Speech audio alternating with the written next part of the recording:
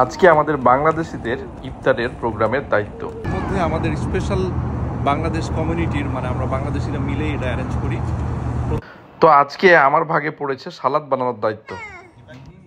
ছোট দিনের বেলা, সো আমরা জোহরের নামাজ পড়েই আনাইজাকে নিয়ে চলে আসছি। যেহেতু অনেকগুলা লোকের খাওয়া দাওয়া এখানে, প্রায় 200 জন 250 জনের মতো, তাই কাটাকাটি করতে বেশ টাইম লাগে। আপনারা দেখতে পাচ্ছেন যে সালাদ আমরা বানাচ্ছি এবং আনাইজাও কিন্তু আমাকে যথেষ্ট পরিমাণে হেল্প করতেছে। এখন সব কিছু কাটাকাটি শেষ এবং এদিকে দেখছেন যে শরবত বানানো হচ্ছে, পাশে রান্নাঘরে বিরিয়ানি বানানো হচ্ছে এবং ছোলাও আছে, আমাদের ছোলা দেখতে পাচ্ছেন। এরপরে ঠিক আসরের নামাজ পড়ে খুব বেশি টাইম নাই, সালাদগুলো আমি সালাদগুলো আমি মাখিয়ে নিচ্ছি ভালোভাবে।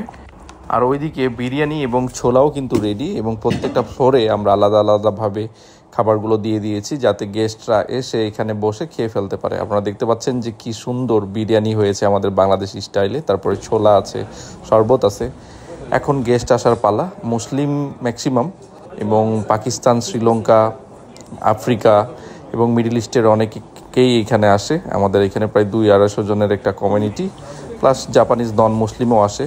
আমরা যারা নন মুসলিম কান্ট্রিতে থাকি তাদের জন্য এই প্রোগ্রামগুলো আসলে একটা উৎসবের মতো, আমরা খুব এনজয় করি এবং এই সুযোগে সবার সাথে দেখা সাক্ষাৎও হয়ে যায়।